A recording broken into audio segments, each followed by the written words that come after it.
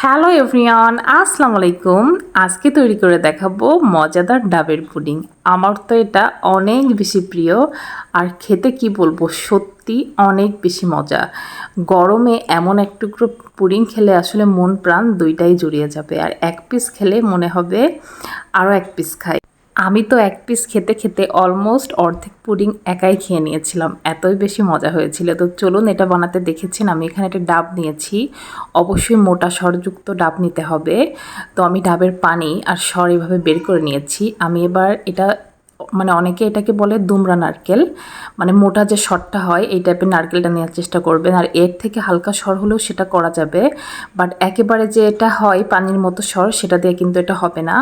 হয় এই টাইপের নেবেন, না হলে এর থেকে হালকা নেবেন। হালকা হালকা যে সরগুলো হয় সেটা হলেও কিন্তু হবে। আমারটা মোটামুটি ভালোই মোটা ছিল, এটা সম্পূর্ণ আসলে দুমড়া নারকেল ছিল। তো আমি পানি আর সর বের করে নিয়েছি। সরের উপরে যে লাল যে অংশটা থাকে আমি সেটা বাদ দিয়ে নিয়েছি, কেটে নিয়েছি। তো এই যে শুধু সাদা অংশটা আমি এভাবে একটি ছুরির সাহায্যে এভাবে লম্বা স্লাইস করে কেটে নিব। আপনারা চাইলে আপনাদের ইচ্ছা মতো যে কোনো শেপ দিয়ে এটা কেটে নিতে পারেন।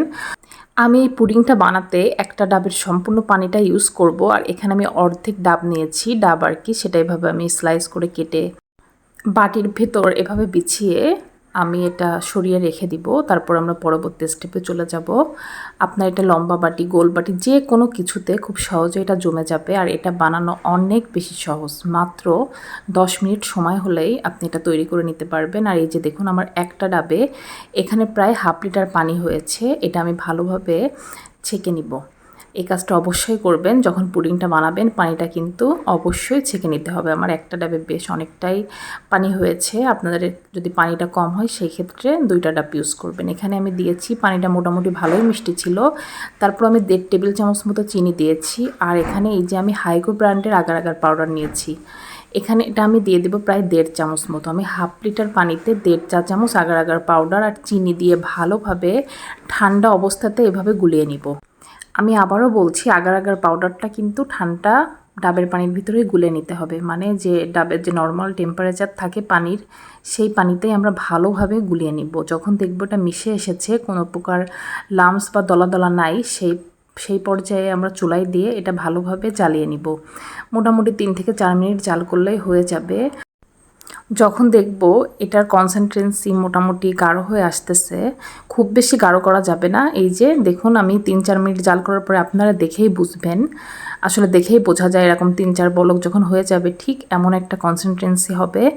এই পর্যায়ে চুলার জাল অফ করে সাথে সাথে আমরা যে আগে থেকে ডাবের শাঁস কেটে রেখেছিলাম এটার ভেতরে গরম অবস্থাতেই ঢেলে দিতে হবে, কোনোভাবেই কিন্তু ঠান্ডা করা যাবে না।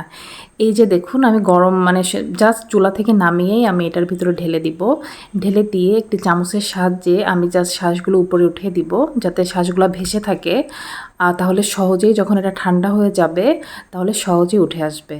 এই যে এরকম করে জাস্ট উঠিয়ে দিয়েছি, যে দেখুন ডাবের শাঁসগুলো ভেসে আছে।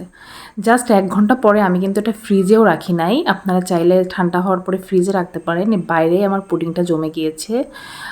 এই যে দেখুন আপনারা ঠান্ডা হওয়ার পরে চাইলে 1-2 ঘন্টা পরে, আসলে 1 ঘন্টাও লাগে না, এটা মোটামুটি 40 মিনিটে জমে যায়। আমি এই যে তারপরে 10 মিনিট ফ্রিজে রেখেছিলাম। 1 ঘন্টা যখন দেখলাম জমে গিয়েছে, তারপরে আমি 10 মিনিট ফ্রিজে রেখেছিলাম। তারপরে আপনাদের সামনে কেটে পরিবেশন করতেছি।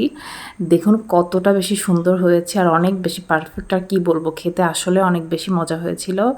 আমার আজকে রেসিপিটি কেমন লেগেছে অবশ্যই কিন্তু কমেন্টসে জানাবেন। আর প্লিজ আমার চ্যানেলটিকে সাবস্ক্রাইব করে পাশে থাকবেন। আর ফেসবুক থেকে দেখলে অবশ্যই একটি ফলো দিতে কিন্তু ভুলবেন না।